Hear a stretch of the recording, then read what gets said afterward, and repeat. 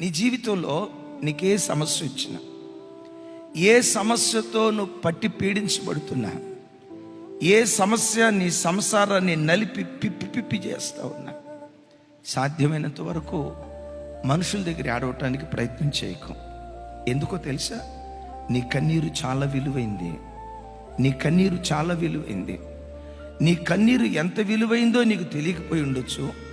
ఒక వ్యక్తి దేవుని సన్నిధిలో కన్నీళ్లు కారిస్తే ఆ కన్నీళ్లను దేవుడు తన బుడ్డిలో పెట్టుకొని ఆ బుడ్డిని తన ఎదుట నిలుపుకున్నాడట.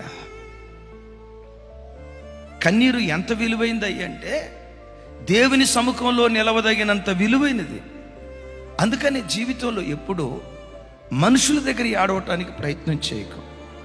మనుషుల దగ్గర నువ్వు ఏడ్చావనుకో, అవును నీ సొంత వాళ్ళే కొంచెం బాధతో సానుభూతి వ్యక్తం చేస్తారు.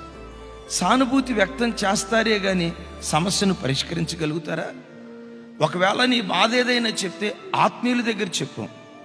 ఈ అక్కకు చెప్తే నా కొరకు ప్రార్థన చేస్తుంది, ఈ అన్నకు చెప్తే నా కొరకు విజ్ఞాపన చేస్తాడు, వీళ్ళ ప్రార్థన ద్వారా నేను నిశ్చయంగా విడుదల పొందుతాను అని ఆ ప్రార్థనాపరులైన తల్లులు తండ్రులు ఎవరైనా ఉంటే వాళ్ళకి చెప్పు. దేవుని సన్నిధిలో నీ నిమిత్తం వాళ్ళు కన్నీళ్లు గారుస్తారు.